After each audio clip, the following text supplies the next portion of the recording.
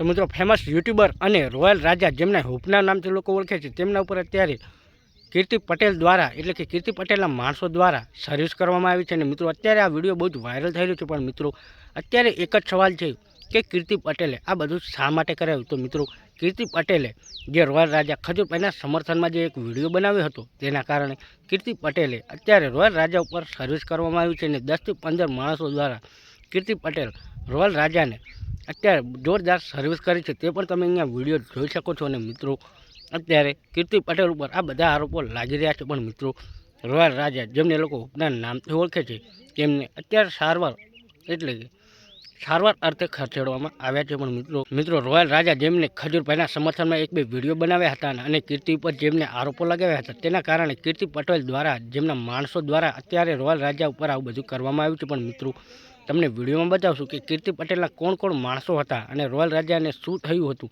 અને તેમની મૂછો કેમ કાપવામાં આવી હતી। તો મિત્રો વિડીયોમાં છેલ્લે સુધી બન્યા રહેજો અને ચેનલ પર પહેલી વાર આવ્યા હોય તો આપણી ચેનલને સબસ્ક્રાઈબ કરી દેજો।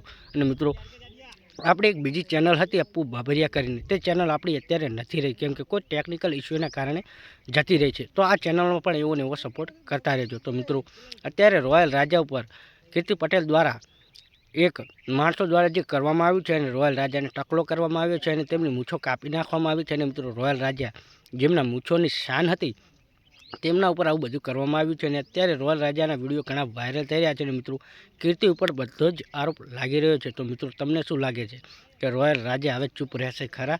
અને મિત્રો રોયલ રાજાને અત્યારે તેમની મૂછો એટલે તેમની શાન હતી તે અત્યારે ઉડાડી નાખી છે અને રોયલ રાજાએ એક માફીનો વિડીયો પણ માગ્યો છે। પણ મિત્રો શું આ મામલો બધો શું છે તે હજુ સુધી બહાર નથી આવ્યું, પણ મિત્રો આ બધી ઇન્ટરનેટ અને સોશિયલ મીડિયા દ્વારા આપણને માહિતી મળી રહી છે। તમને વિડીયો પસંદ આવે તો વિડીયોને લાઈક કરો અને ચેનલ પર ચેનલ સબસ્ક્રાઈબ કરો।